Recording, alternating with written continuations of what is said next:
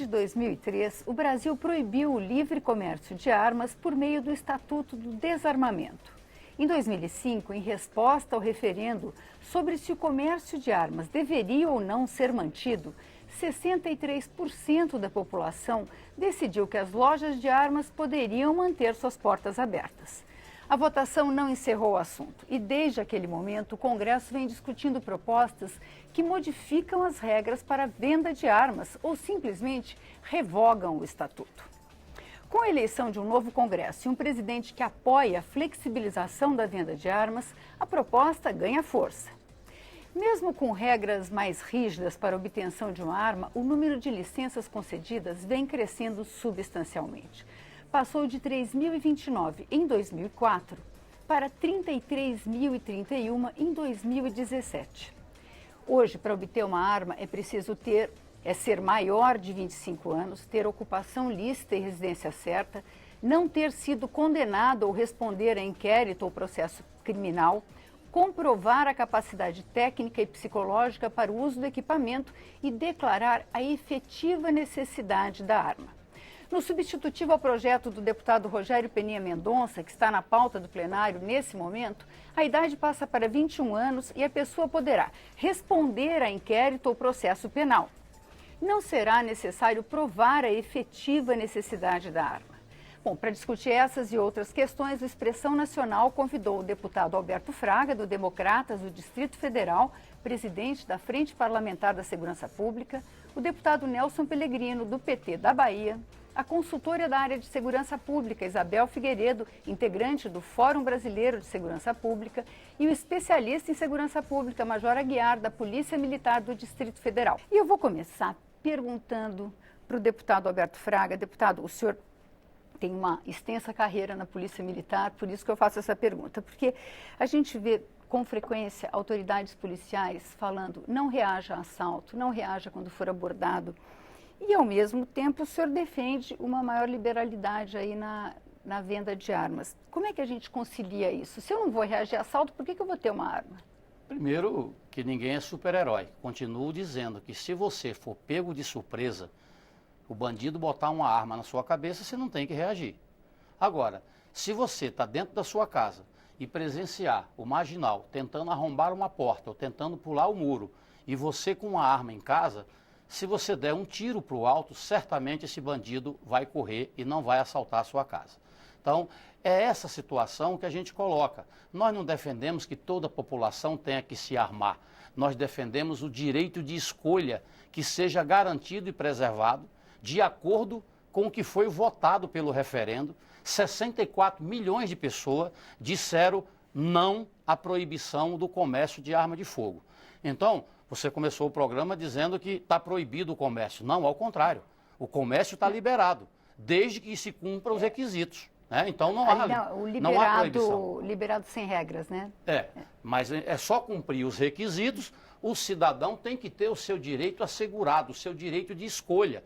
Quem não quiser, não compra. Agora, retirar o direito do cidadão de comprar uma arma para ter dentro da sua residência, eu acho que é uma interferência na vida do cidadão. Agora, claro que nós temos que criar regras, requisitos, e são esses requisitos que estão aí hoje no Estatuto em vigor, que nós até defendemos. Só queremos suprimir que, quando o PT perdeu o referendo, eles descobriram esse furo na lei e essa lacuna da lei, vamos dizer assim, que o requisito mais fácil seria a comprovação da necessidade. O que é a comprovação da necessidade? É você dizer por que você quer uma arma. É a fundamentação. A Polícia Federal, orientada na época pelo governo do PT, o que é que eles fizeram? Passou a tirar o direito do cidadão de poder comprar uma arma, porque tudo que era apresentado como motivo e como necessidade, o delegado, de acordo com seu livre-arbítrio, decide quem podia e quem não podia comprar uma arma para ter no interior da sua residência.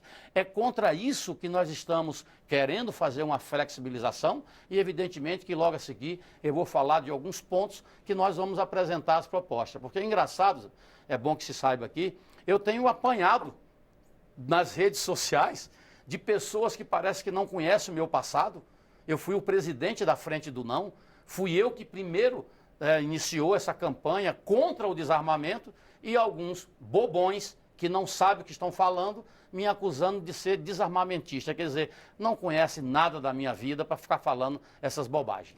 Deputado Nelson Pellegrino, o senhor acredita que existe um direito do cidadão a promover a sua autodefesa? Bom, primeiro boa noite a todos, a Fraga, a Isabel, a Jaguar, você, a todos que estão nos ouvindo.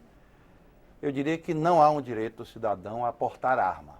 Eu acho que o direito do cidadão se defender é um direito constitucional.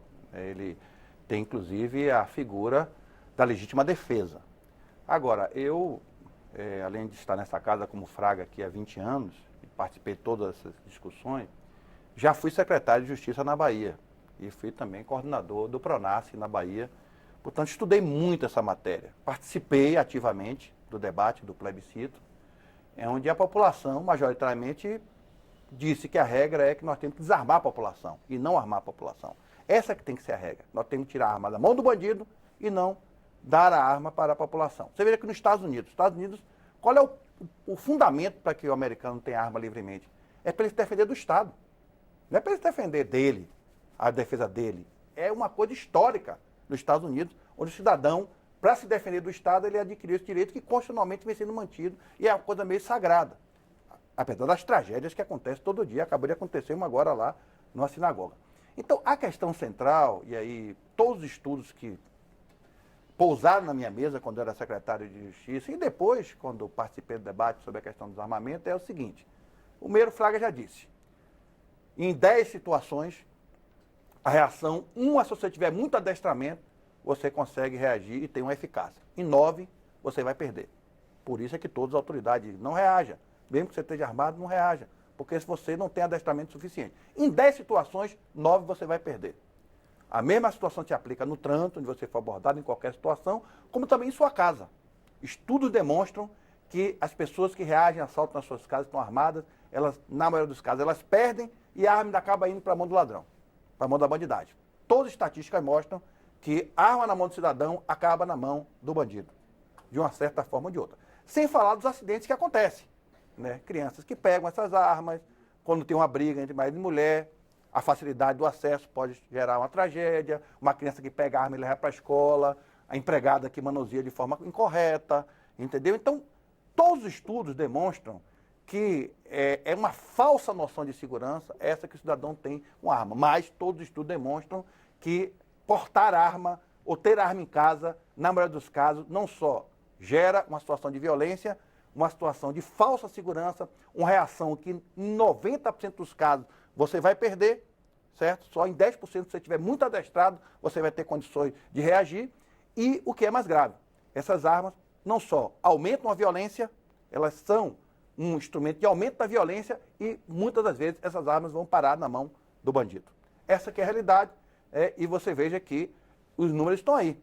Desde que o estatuto ele foi implementado e a adição da população foi no sentido de não, a regra não é ser arma, e portanto eu acho que até para mudar tinha que ter uma nova consulta plebiscitária, acho que tem que consultar a população, porque a população já decidiu sobre essa matéria, mas as estatísticas demonstram que só com a implantação dessa regra do Estatuto do Desarmamento foram poupadas 134 mil vidas no país. Isso não é um número que possa ser desconsiderado, é um número significativo. É um número significativo. Então, eu acho que é um lobby da indústria do armamento, não estou dizendo, eu acho que Fraga é um homem de segurança pública, ele tem uma visão, não sei qual é a posição do major, nesse sentido, respeito posições contrárias, mas há um lobby muito grande. Esse lobby, inclusive, que impede até a modificação da legislação dos Estados Unidos. Você tem a indústria, a Associação Nacional, né, dos usuários de arma, então é um lobby poderosíssimo no Congresso americano, que impede a modificação da lei, a despeito de situações de jovens, de você chegar no Walmart, comprar um fuzil semiautomático e chegar na escola e disparar contra os colegas. Aí, qual foi a solução que, às vezes, eu acho que foi o presidente W. Bush apresentou antes dessa situação? Não sei se foi, não, acho que foi o Trump. Defendeu que tinha que armar o professor. Então, o professor tem que estar com a arma ali no code. Se alguém chegar com a metralhadora, ele vai reagir primeiro. Em vez de desarmar a população e impedir que o cara chegue na escola com arma, com fuzil semiautomático na escola, a solução que o Trump encomendou, não, vamos armar o professor. O professor agora vai estar armado na sala de aula para poder reagir. Hein? Mostra que eles não têm medo de arma. Não. Tem medo de um bocado de coisa, né? Então, sinceramente, com toda sinceridade, eu acho que há um sentimento hoje legítimo no Brasil, né, do cidadão que quer segurança. Nós temos que dialogar com esse sentimento. Eu tenho dado contribuições nesse sentido, como secretário de Justiça, como coordenador do PRONASSE, dei sugestões e contribuições nesse sentido, apresentamos propostas ao país. Nós queremos que o cidadão tenha segurança, mas não essa falsa noção de segurança. Essa, na minha opinião, é uma falsa noção de segurança. Doutor Isabel, diante dessa sensação da população de uma crescente insegurança, como é que a senhora vê essa questão dela resolver, então eu vou me armar, já que o Estado não me dá segurança, eu vou me armar para eu me defender? Eu acho que tem um certo, baseado um pouco no que disse o deputado Nelson Pellegrino, um certo estímulo a essa ideia de que a arma resolveria, né? Então, isso é vendido como uma solução e acho que tem uma escolha de premissa que a gente tem que fazer, que é no que a gente vai se basear, se a gente vai se basear no que a gente acha ou se a gente vai se basear em dados, né? E acho que os dados já consolidados das pesquisas sobre armas, eles de alguma forma vão todos no mesmo sentido, que é no sentido de que a presença de arma de fogo numa situação de rua aumenta a chance do portador ser morto, a presença de arma de fogo numa residência aumenta em 56% a chance de um homicídio ou um suicídio acontecer. Fora os acidentes, nos Estados Unidos, que a gente está citando como exemplo, a gente tem por ano mais de 8.000 crianças que ou são mortas ou sofrem acidentes e são feridas com armas de fogo. Então é uma questão da gente escolher um pouco aí qual é a base principal do nosso argumento. Agora, eu acho que a sua pergunta é uma pergunta bastante importante, porque eu acho que o apoio à questão do armamento, e mais do que isso, esse aumento também das licenças concedidas, que você mencionou no início do programa, né? Então, se a gente for fazer uma conta, eu estou te dizendo, olha, cada 10 minutos tem uma nova arma sendo registrada no país hoje, né? Não dá para dizer que o país não tem arma, que a população não pode ter arma. Como é que eu posso dizer isso, sabendo que a cada 10 minutos tem uma nova arma sendo registrada e entrando no mercado com esse risco, inclusive, que disse o deputado, que sempre, muitas vezes acontece, de ser extraviada e parar na criminalidade, né? Eu acho que a questão toda é a gente tentar pensar, bom, esse talvez não seja de fato um bom caminho, né? Esse é um caminho que traz, conforme os dados mostram, muito mais resultados ruins do que bons resultados. Então, a questão é mudança de foco. Quer dizer, faz sentido, é legítimo a gente estar muito insatisfeito com a nossa segurança pública. É legítimo a gente estar olhando uma população que hoje está com medo, né? Mas a questão é, qual é a resposta para isso? Me parece que resposta com base em achismo nunca é um bom argumento para a gente sustentar políticas públicas, né? Então, acho que a gente poderia pensar alternativas que já são comprovadamente mais eficazes. Major Aguiar, como é que... Eu vou ser obrigado, primeiro, boa noite a todos, boa noite aos telespectadores. Eu vou ser obrigado a discordar do deputado e da nossa especialista, porque o que a gente vê é que existem dados muito relevantes que afirmam que países mais armados, regiões mais armadas, têm menos homicídios. O número de armas em circulação nos Estados Unidos chega a mais de 300 milhões de armas. É quase uma arma para cada habitante. E ainda assim a gente tem uma taxa de homicídio de 4,8 a cada 100 mil pessoas. Comparando com o Brasil, eu vi hoje o dado de questão de pegar o mais recente possível, são 26,7. De cada 10 homicídios, em números brutos, de cada 10 homicídios que acontecem no mundo, um foi no Brasil. Nós temos números superiores à guerra. E nós nunca tivemos tão poucas armas nas mãos das pessoas. O criminoso hoje está muito armado, mas o cidadão ele não tem o direito, que lhe foi garantido democraticamente, através do plebiscito, que garantiu ao cidadão o direito de comprar sua arma. O povo foi lá e escolheu 60%.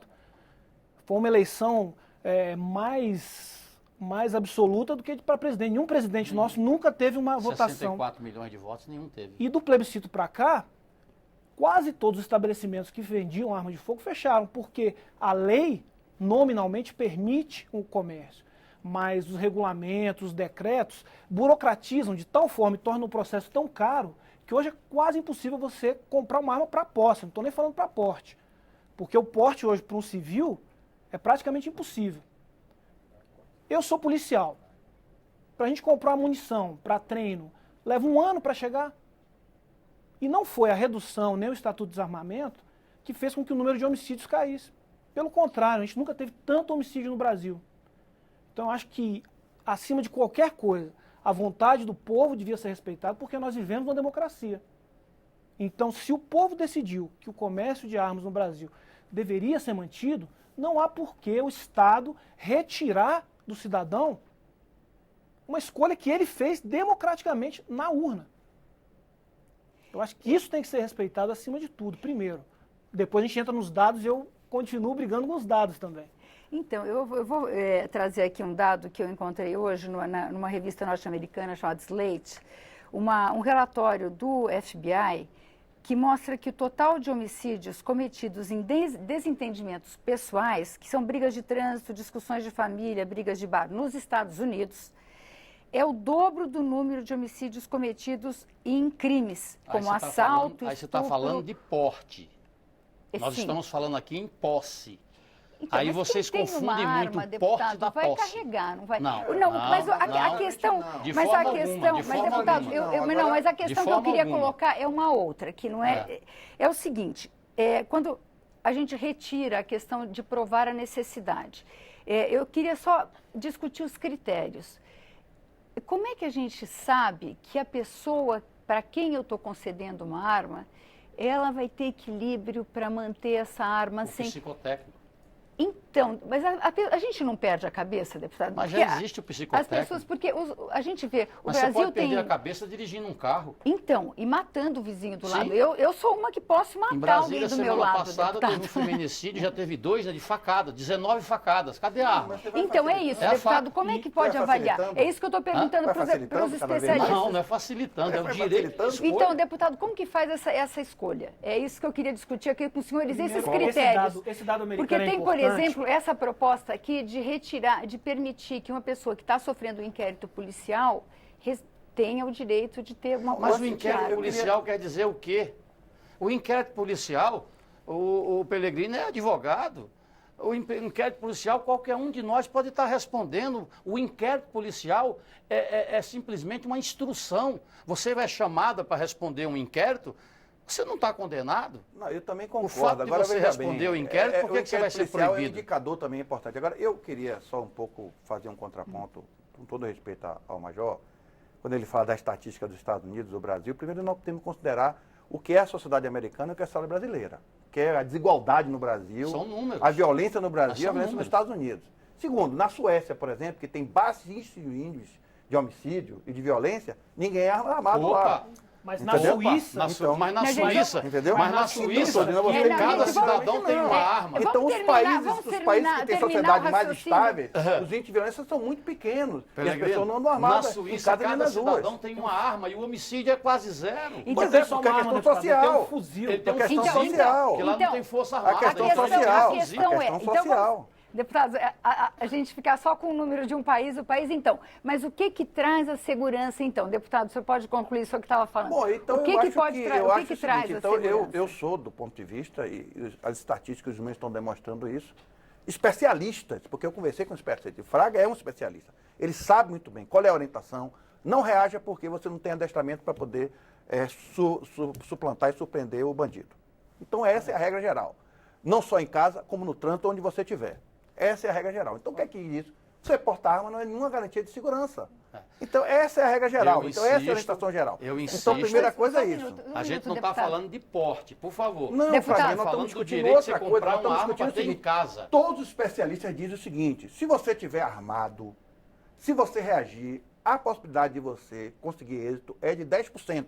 90% é você não ter. Se Porque você você não mesmo, for surpreendido. Fraga, eu disse a você isso aqui até no intervalo. Eu já tive arma, antes de ter, eu tomei curso, tomei adestramento, tenho uma série de normas de segurança, e quando teve a discussão do Estatuto do Armamento, eu devolvi minha arma, resolvi devolver. Até porque a segurança, porque tinha menino pequeno, fiquei preocupado, eu devolvi. Mas porque estou convencido, entendeu?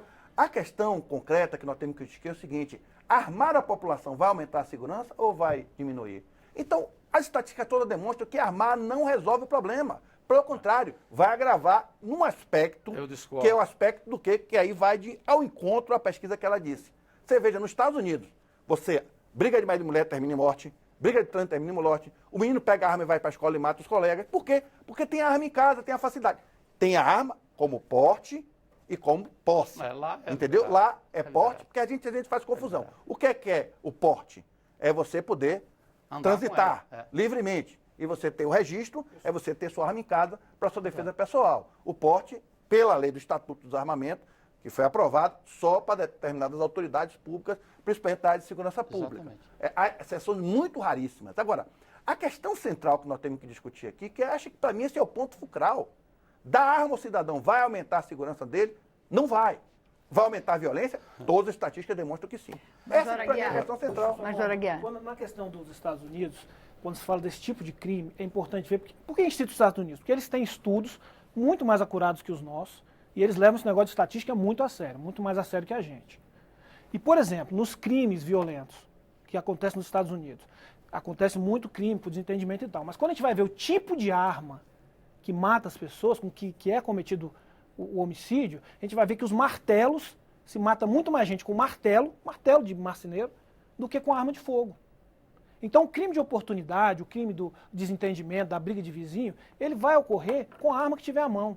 Vai ser a faca, vai ser o porrete, vai ser o cabo de vassoura, a estaca, o serrote, e é o que acontece nos Estados Unidos. Se a gente for pegar essa estatística e esmiuçar, é isso que a gente vai ver, que martelo mata mais que arma de fogo numa sociedade que tem 300 milhões de armas.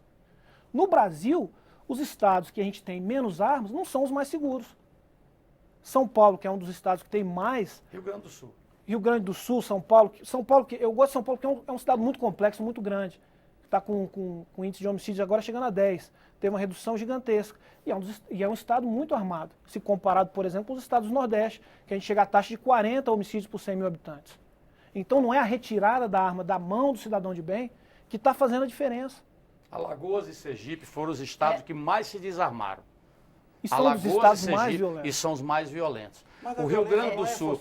O interessante é que vocês não só querem ouvir as estatísticas que beneficia a opinião de vocês. Tem um estudo feito por Harvard, Universidade de Harvard, prova categoricamente que não é o estado que tem mais armas que implica em um maior número de homicídio. Isso foi amplamente divulgado. Eu nunca vi, quer dizer, aí eu vejo a Isabela falar aqui de 33 mil armas. Você sabe quantas armas existem no Brasil? É um universo de pelo menos 15 milhões de armas. 15 milhões de armas. Aí você vem me falar que 33... As oficiais.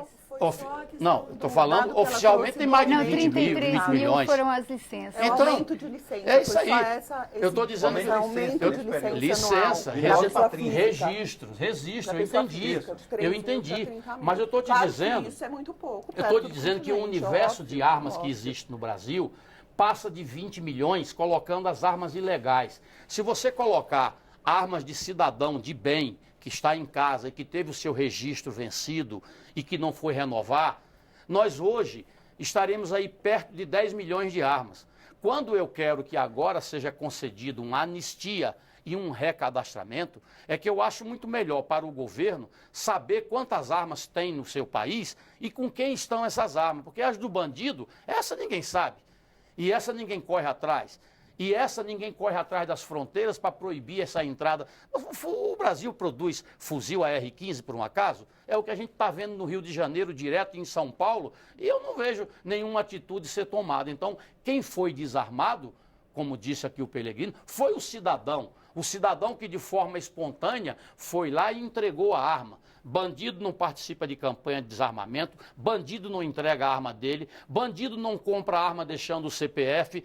Quer dizer, é um Estado querendo punir um cidadão que vai comprar uma arma e deixa o seu CPF, deixa o seu endereço. A doutora Isabel, que está tentando Pior que falar... com essa lei agora, o bandido vai poder comprar arma com CPF. Não Pega vai. alguém que tem uma E o ficha limpa e compra antecedente arma. criminal? E o antecedente Deputado, criminal? Pega uma pessoa que tem deputado. ficha limpa para comprar para ele. Deputado, Um laranja, veja, não é Um assim. conjunto Um laranja vai comprar de pra ele. temas, né? Acho que tem um Aliás, eu lado vi que isso é... essa semana, um relato. Eu até tuitei sobre isso. Eu estava logo depois da eleição e um garçom, estava na secretaria, me disse o seguinte, que o cara do tráfico lá disse para ele que a orientação do pessoal do Rio de Janeiro era a favor disso, porque agora eles iam poder comprar legalmente as armas. Iam pegar gente que não tinha antecedente criminal para comprar para eles. Juro a você. Isso é história de troncoso. Não é de história não, o noite. cara ouviu do traficante Isso isso. não faz sentido. Acho Doutora que tem Isabel. um conjunto de temas que todos eles demandam aí várias possibilidades de conversa, né? Mas acho que algumas coisas me chamaram a atenção dessa rodada que eu gostaria de pontuar. Primeiro é a questão particular da redução ou não de homicídios trazida pelo Major, né? Eu acho que qualquer pessoa ligada à área sabe que a redução de homicídios não depende de um fator, né? Não depende de ter ou não ter armas, assim como não depende de ter mais a polícia na rua ou não. Quer dizer, assim como o fenômeno é multifatorial, a solução dele também é multifatorial, né? Este fator, por si, ele é um fator que reduziu em 12% a tendência de crescimento dos nossos homicídios, né? Então, o IPEA vai trazer um estudo em que ele vai falar assim, olha, não tivesse só isso, só o estatuto e o controle de armas que a gente teve, nossa taxa de homicídios hoje seria 12% superior do que ela é. Então, eles conseguiram isolar o impacto da redução de armas em circulação no país e trazer essa informação. Ou seja, continua crescendo? Continua, Major. O anuário do Fórum do ano passado traz um número superior ao que o senhor citou, né? O número de mortes violentas intencionais do ano passado no país passou de 30 por 100 mil habitantes, né? Então, é um número bastante assustador, né? Mas, por outro lado, tem esse dado de que não fosse o estatuto, a gente estaria em uns 35, 38 por 100 mil, que é uma diferença bastante grande. Acho que o deputado traz o número de vidas poupadas, né? Então, isso é uma coisa importante. As estatísticas são feitas. As estatísticas são feitas por quem? Pelas ONGs que estão não, negativo. Por isso que no SUSP nós colocamos lá agora, tem que ter um instituto, o governo tem que ter um instituto. Não são os dados do Fórum ou da Viva Rio que tem que prevalecer, não. Esse estudo é do IPEA, esse estudo é do IPEA, é do Daniel Cerqueira, do estudo do IPEA. Mas deixa só eu fazer duas outras observações que me parecem relevantes. Eu acho que, por outro lado, quando a gente vai para a questão específica do ter arma em casa, a gente também desvia de alguns pontos que são importantes, né? O deputado traz uma... Não, viu que alguém está entrando em casa, tem que poder dar um tiro para cima. Bom, primeiro, deputado, eu entro em pânico com a ideia do tiro para cima, então, né? Porque a bola para cima cai, né?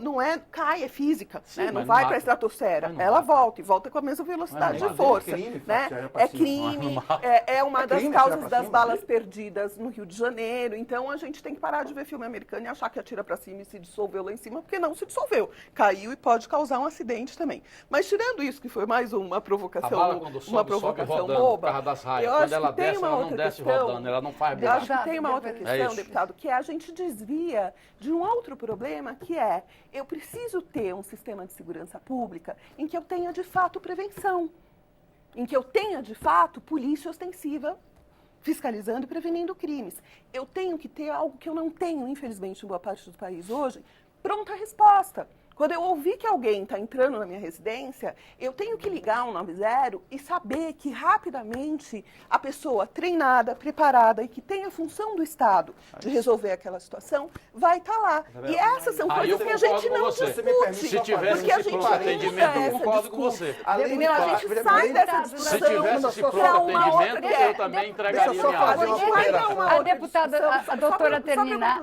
A gente vai para uma outra discussão que é assim, então já que não funciona, vamos armar a população. Em nenhum momento a gente está fazendo a discussão certa, que é, vamos fazer funcionar? Não é isso que tem que acontecer? Vai dar em conta a sua argumentação. Eu iniciei a minha fala dizendo o seguinte, todos os especialistas dizem que a arma não gera uma reação eficaz. Então, isso é que é o pressuposto básico. Claro. É uma falsa noção de segurança. A arma não gera proteção. Doutora, você termina que eu preciso ir para o intervalo. O bandido correr, ele vai registrar isso na delegacia? Não tem medo de nada. É claro que ele não vai. A doutora está terminando, a gente precisa ir para o intervalo. Geralmente tem um fator surpresa. Esse é que é o problema principal. Pular um muro não é fator surpresa. O principal problema é o fator surpresa. Se você estiver vendo, não pode tomar na porta da sua casa como testemunho de Jeová, não. Ele vai de forma subsidiária, porque não vai... Só para terminar e a gente vai para o intervalo. Esse é que é o maior risco. Também, que é um argumento muito pesado e que muito me preocupa, e aí vai ter situações de porte, mas tem situações de posse também, que é quando a gente vai olhar, e acho que o Major conhece esses dados melhor do que eu, quando a gente vai olhar para o número de profissionais de segurança pública que são assassinados, né, mesmo com armas. Então, a gente está falando de pessoas que são treinadas, né, que têm o hábito do uso desse tipo de equipamento e que ainda assim, quando são surpreendidos, às vezes naquela questão simples da entrada em casa, né, aquela coisa do descer do carro para abrir o portão, né? Essas pessoas que têm um tipo de treinamento que nunca o cidadão comum vai ter, e a habitualidade do lido com a arma vai ter também, né? Elas são pessoas que são mortas. A gente está falando só em 2017 de quase 300 profissionais de segurança pública que foram assassinados na folga. Né? Então, é algo que a gente também tem que levar em consideração. Intervalo, a gente vai para o intervalo e volta daqui a pouco. A gente volta. O também sabe. É uma regra que é o seguinte: um bandido, quando entra no ônibus, ele, quando identifica o policial, o que é que ele faz? Ele atira. Por quê? Porque ele sabe que o policial vai atirar nele. Sabe por quê? Porque a regra é assim. Então imagine, quando o bandido entrar na sua casa, ele sabendo que você está armado, gente, ele vai ter uma reação muito desproporcional. Não, deputado, pelo contrário, ele vai ter uma reação desproporcional. A gente vai fazer... Ele já vai preparado para a situação de Por favor, a gente vai fazer um pequeno intervalo. Eu volto daqui a pouquinho e eu vou ler a sua mensagem, Leonardo Dalmo. Eu já leio daqui a pouquinho, quando a gente voltar, tá bom? Até daqui a pouco.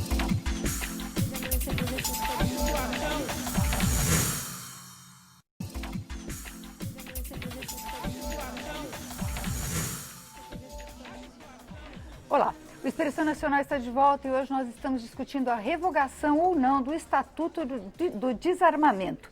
E eu vou começar, vocês viram, o primeiro bloco terminou naquela confusão, ela continuou aqui no intervalo e a gente conseguiu um minutinho para ler as mensagens aqui dos nossos telespectadores. O Leonardo Diniz está dizendo, ele concorda com o deputado Fraga e com o Major Aguiar, acredito. Ele fala que morou no Canadá e lá todo canadense que ele conheceu tinha armas. E ele falou que a segurança lá é top.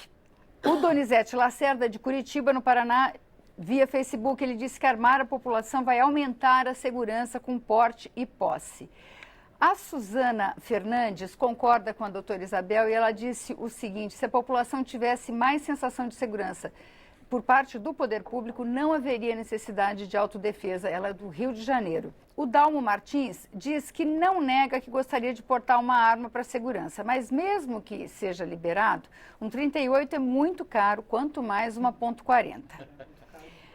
E a Gilmara pergunta, a produção da arma será made in Brasil ou vai abrir o mercado para a produção de armas? Eu queria juntar a pergunta dela. O senhor falou da diferença entre porte e posse. Uma pessoa que tem uma arma, ela não vai querer andar com essa arma, porque um dos argumentos das pessoas que defendem a liberação é, inclusive, no caso das mulheres, de aumentar a segurança.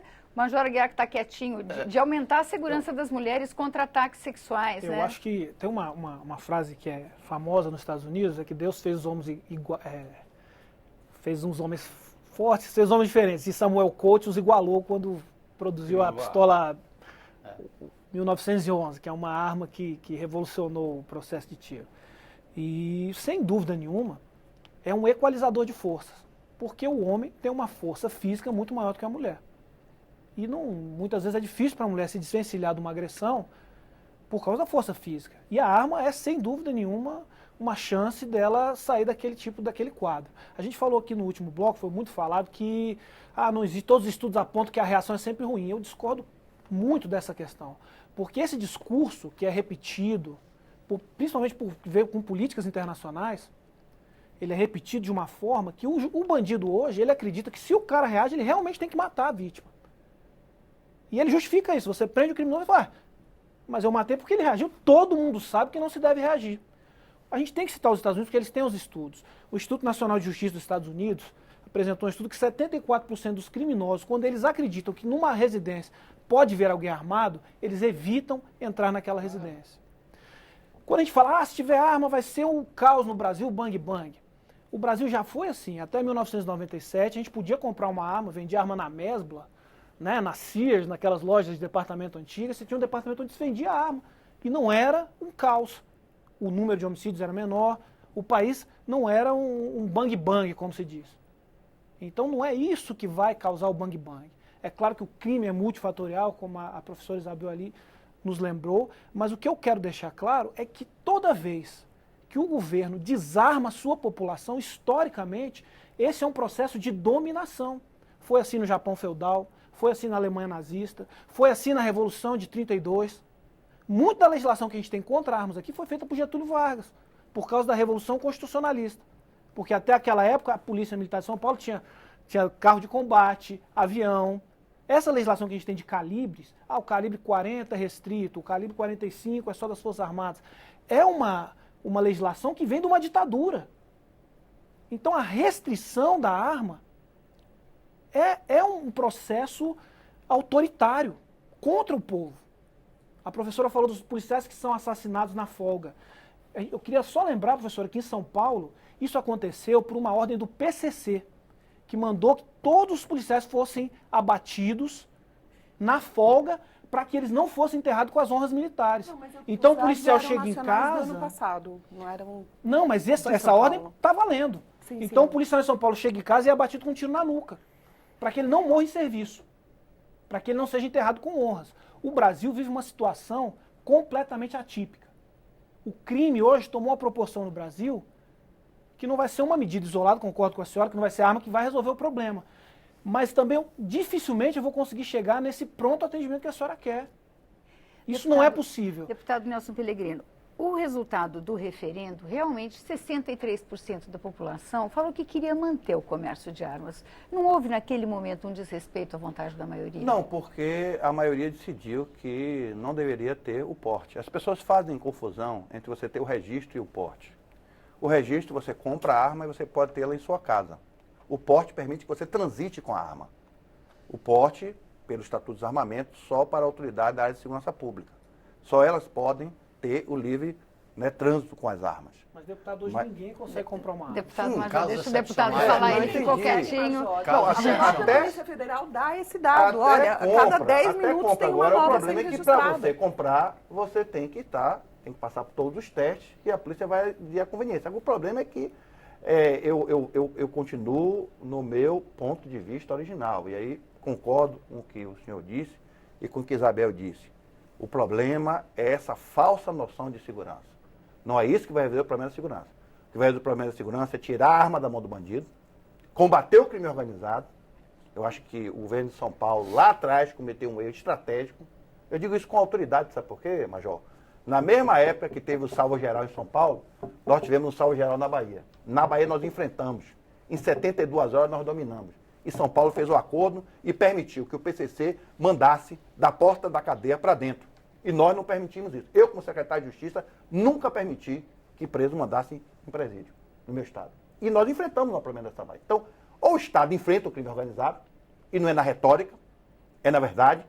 Primeira coisa que tem que fazer, Força Armada não tem que ficar em favela. Força Armada tem que estar protegendo as nossas fronteiras. Tem que impedir que as armas cheguem pelos 17 mil quilômetros de fronteira seca, pelo ar, pela água. Esse é o papel primordial das Forças Armadas no combate. Você vai impedir que a arma entre? Não impede totalmente, mas você pode reduzir significativamente. Veja o número de apreensão que a gente teve recentemente. Porque começa a ter uma vontade de reprimir. Quantas armas nós prendemos? Inclusive, um maior traficante de arma foi preso nos Estados Unidos, mandando fuzis de alto calibre. Então, se houver uma disposição do Estado para reprimir, aí as Forças Armadas têm que cumprir a sua missão nesse sentido, a Polícia Federal também tem que cumprir a sua missão na fronteira, porque é a missão dela. Nós podemos reduzir a entrada de armas e drogas no país, significativamente. E temos que ir no ponto central. O que é que retroalimenta o crime organizado? É você comprar droga, vender droga, comprar arma e por aí vai. Então você tem que asfixiar o oxigênio do crime organizado, que é a lavagem do dinheiro, que é a montagem de esquemas de fachada que vão retroalimentando. Então o caminho é esse. E aí, como não se ataca a doença, fica se prodendo soluções para a febre. A febre é uma sintomatologia da doença. Nós estamos apresentando proposta para a febre. E que eu temo que não sejam eficazes. Esse é o problema principal. Entre as propostas que estão circulando aqui na Câmara, seria de tirar da Polícia Federal o poder de determinar se a pessoa pode ou não ter o porte de arma, ou a posse ou a porte de arma, que possa comprar. Não é isso. Fazer o convênio, porque quem decide hoje é a Polícia Federal, né? Continua um convênio a com as outras centralização. políticas. O SINARME, Sistema Nacional de Armas, ele é controlado pela Polícia Federal. O SIGMA é o sistema das armas dos militares. O que é que acontece? Hoje, a Polícia Federal continua e deve continuar expedindo o porte e a posse, o órgão centralizado. Quando a gente coloca no texto estabelecimento de convênios com a Polícia Civil, com a Polícia locais. Militar, é porque a Polícia Federal tem que se convencer que não tem efetivo suficiente para poder fazer um cadastramento a nível nacional.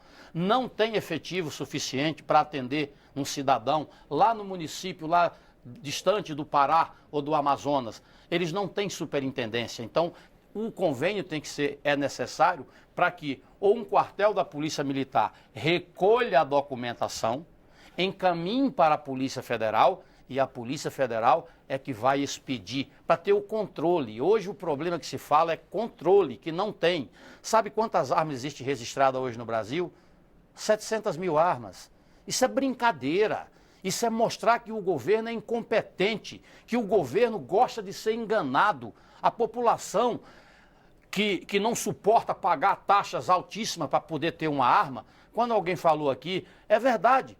Para comprar um revólver hoje, um 38, você gasta quase R$2.000. Não estou falando do valor da arma, não. Estou falando das taxas que são a burocracia. Então, isso tudo foram fórmulas que foram criadas, e aí, pelo Estatuto, com a maldade de fazer com que o cidadão deixe de comprar a sua arma para poder se defender. Quando a gente fala e insiste no direito de escolha do cidadão, é porque eu acredito que o cidadão, depois do referendo, ele teve sim o seu direito cassado. Ele hoje, o governo, quando viu que perdeu o referendo, ele de uma forma covarde, ele criou um obstáculo na lei, nesse requisito que é apenas a fundamentação, e passou a ser o seguinte, chega eu e o Pellegrino lá. Aí eu digo, a necessidade comprovada, veja como é que ela é subjetiva. Chega eu e ele, eu digo, eu quero uma arma porque eu moro numa fazenda. Ele fala a mesma coisa. Aí o delegado olha para o Pellegrino e fala, não, para você eu vou conceder. Para mim, ele nega. O objetivo é o mesmo. As nossas pretensões são as mesmas. Por que ele negou para mim e concedeu para ele? É esta subjetividade que nós queremos retirar do Estatuto. Agora, se você não tem antecedentes criminais, se você tem um curso de tiro, se você tem um atestado dizendo que você não é louco, você tem direito a comprar a arma para ter dentro da sua casa. O porte de armas, você tem que ser mais rigoroso. Vamos colocar o psicotécnico mais rigoroso, aumenta o prazo. Eu até acho uma ideia de você passar 3, 5 anos na posse da arma. Se você não tiver nenhum envolvimento, nenhuma ocorrência, não botou a arma na cintura e foi para o boteco, não botou a arma dentro do carro e foi trabalhar, se você não for pego com essa arma fora do domicílio, você não pode ter o porte. O porte, ele é concedido de forma excepcional para o cidadão, de forma excepcional, mas também não está proibido. O que nós estamos contra é essa forma que encontraram de tirar o direito do cidadão, porque a legislação foi desvirtuada e o escopo da lei certamente não é proibir que o cidadão não tenha direito a comprar a sua arma. Ele tem esse direito, está sendo tirado na mão grande e é contra isso que nós estamos sendo contra. Doutora Isabel. Eu quero aproveitar que o Major concordou com algo que eu disse para concordar parcialmente, surpreendentemente, com o deputado Fraga. Eu acho que tem 2 pontos que o deputado coloca, que ainda que eu discorde da solução que ele apresenta, mas o diagnóstico eu acho que faz muito sentido, que é, primeiro, essa questão da discricionariedade muito grande da Polícia Federal na ponta, né? Então, isso, de fato, o Estado se apresenta como uma coisa muito confusa, né? Quando você tem situações exatamente iguais, que numa superintendência da PF você consegue a arma, na outra não. Isso é tão ruim que a gente teve, nos últimos anos, um aumento gigantesco de armas cadastradas no Sigma, como CAC, de pessoas que não são CAC, que são os colecionadores, só porque é mais rápido. E hoje é muito comum, você entra na internet e você tem pessoas que orientam isso. Você quer comprar uma arma, como escolher entre Sigma e Sinarme? E você fica olhando e fala, não tem a escolha. Porque né? no Exército são os colecionadores. Os colecionadores, os atiradores e os caçadores. E na Polícia Federal, né? É quem quer. E na Polícia Federal, todo mundo que não é militar e nem os CACs. Essas 3 situações que a gente falou. Né? Então, hoje, você tem sites que orientam isso, que falam, olha, na PF PF, aqui no Estado você não vai conseguir, então tenta no Estado um registro. Então, é uma desvirtuação, um desvirtuamento muito ruim do papel do Estado, né? Mas aí eu acho que tem um problema na solução. Né? A solução, para mim, não é, então, não ter que comprovar a necessidade. Eu acho que é ter mais clareza, uma coisa um pouco mais padronizada da PF como um todo acerca dessa necessidade. No mesmo sentido, deputado, eu acho muito interessante, acho muito importante quando o senhor fala, poxa, hoje venceu a licença, amanhã o cara é um criminoso. Né? O Estado também não pode fazer isso com a pessoa. Né? A pessoa tem que ter um prazo mínimo aí, ela tem que ter um aviso da PF, oi, vai vencer seu pote, enfim, tem estruturas que o Estado pode utilizar no sentido de que a pessoa não vire um criminoso de um dia para o outro, né? Porque muitas vezes a pessoa sequer sabe que tem as penas e que vai estar sendo um criminoso no dia seguinte, que a coisa vencer. Então, de fato, isso também me parece que é uma coisa que tem que ser revista, tem que reorganizar. Com relação à Polícia Federal, eu acho que tem uma coisa que é a falta de capilaridade dela, é um fato, de verdade, e hoje a Polícia Federal já tem convênio com vários estados relacionados ao SINARME, no sentido do cadastramento das armas apreendidas, que pela lei deveria ser feito pela própria PF, né? A polícia apreende, avisa a PF cadastra no sistema, né? Mas às vezes a PF não dá conta de fazer isso. O estado de São Paulo, por exemplo, é um dos estados em que a PF já tem um convênio. Talvez pensar convênios com grande controle da PF, para a gente não voltar naquela situação em que cada estado passa a ter a sua política de armas, porque isso a gente já viu que não é legal, né? Mas que a PF, tendo controle, possa, de fato, fazer parceria com esses estados é importante. Mas acho que, por fim, a última coisa que me parece que é muito relevante no que a gente vem falando, mas voltando um pouquinho para a fala do deputado Nelson Pellegrino, é a ideia de que a gente não tem hoje, não teve no país, mesmo com o Estatuto do Desarmamento, uma política mais fechada de controle de armas, né? E acho que o que o senhor traz é muito importante, deputado. Né? Então, hoje, por exemplo, a gente vai ter apreensão de arma, quase nenhuma polícia do país vai olhar de onde essa arma veio. É só dali para frente. A gente vai lá indiciar a pessoa que estava com a arma, a gente vai processar a pessoa que estava com a arma, e não há nenhuma preocupação no país de nenhuma polícia em rastrear essa arma para trás. Inclusive, para poder dizer, como os órgãos de pesquisa independentes dizem, e deputado, eles dizem porque o Estado não está dizendo. Né? Porque tem pesquisa que a gente faz, porque o Estado não faz, devia fazer. Concordo. E a gente está lá suprindo essa carência de dados, muitas vezes. Né? E aí a gente tem as pesquisas que, como já citado pelo deputado, vão mostrar que, olha, muitas vezes são armas que são extraviadas de uma situação legal para uma situação de ilegalidade. A própria CPI de armas daqui do Congresso Nacional do Rio de Janeiro, também a de lá, vão apontar, por exemplo, que as empresas de segurança privada são o segundo alimentador do mercado ilegal. O segundo principal alimentador do mercado ilegal de armas são empresas de segurança privada. Inclusive, né? Qual é a política fechada de controle de armas que a gente tem que está olhando para isso? Né? Eu, recentemente, fiz pesquisa de armas em um estado do nordeste do país. Né? Eu peguei todas as armas apreendidas num período de ano e meio, eram 9.000 armas, e eu rastrei uma por uma. Foi um trabalho do inferno, eu tenho que te dizer que foi muito chato de fazer a parte, o dia a dia disso. Não, né? O que tinha número, né, deputado?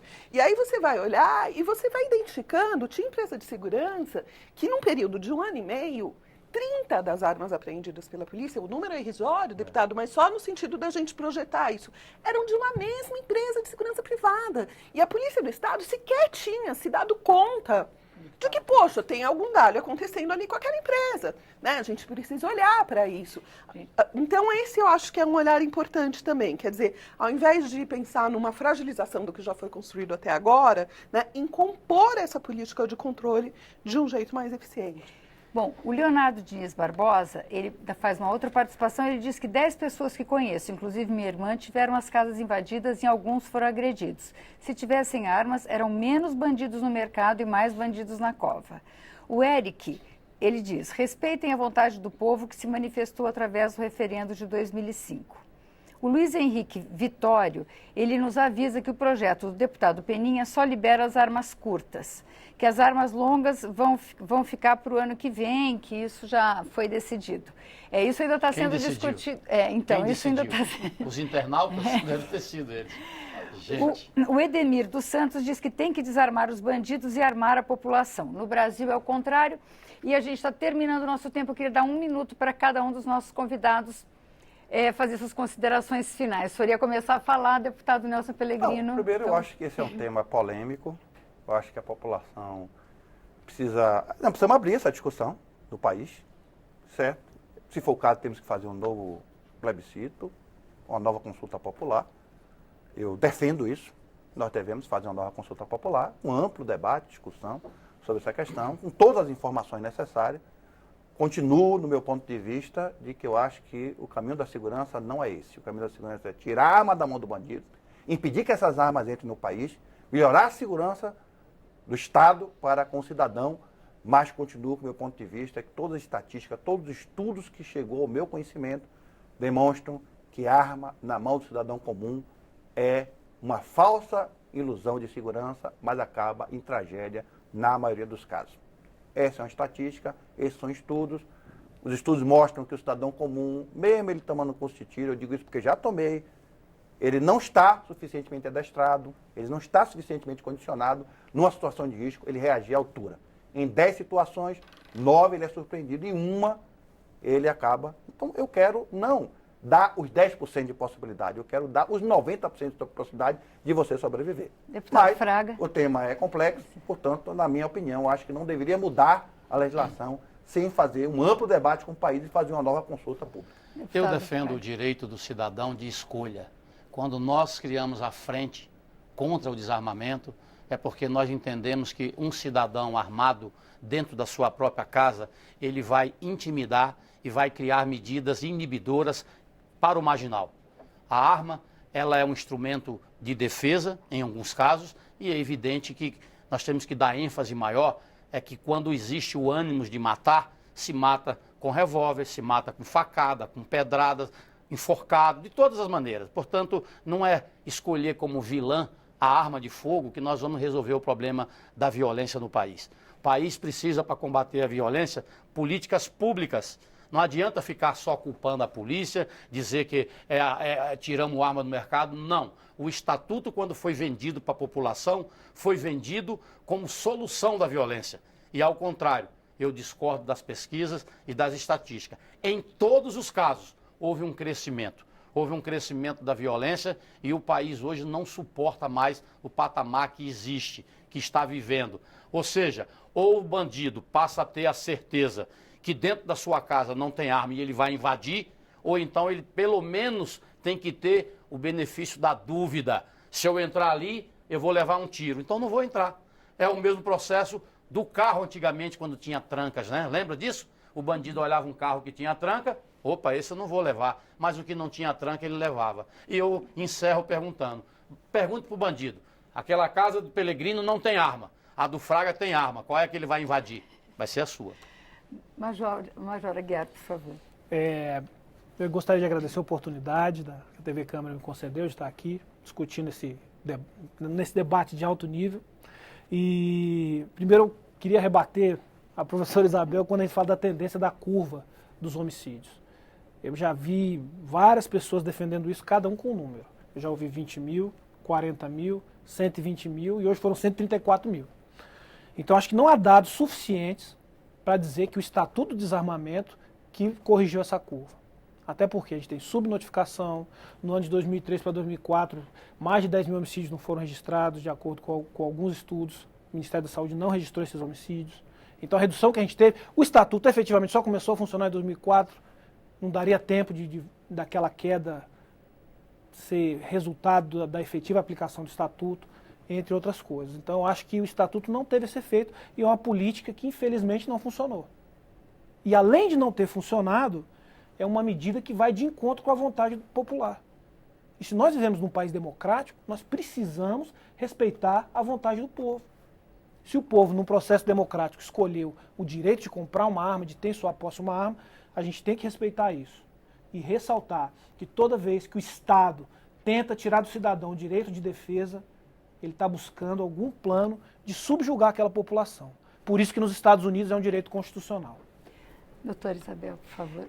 Me parece que, enfim, eu acho que eu tenho posições muito claras sobre isso. Eu acho que houve sim um respeito ao resultado do referendo. Hoje existe essa possibilidade, como a gente viu, como você apresentou no início, inclusive o aumento do número de armas de fogo ultimamente tem sido bastante grande, o número de licenças é muito grande. Então acho que é meio falacioso dizer que não pode ter. Pode observar os requisitos legais, como com qualquer outra coisa. Eu posso ter carro, observar os requisitos legais, eu posso, né, tem uma questão que existem requisitos, é assim que a vida funciona no Estado de Direito.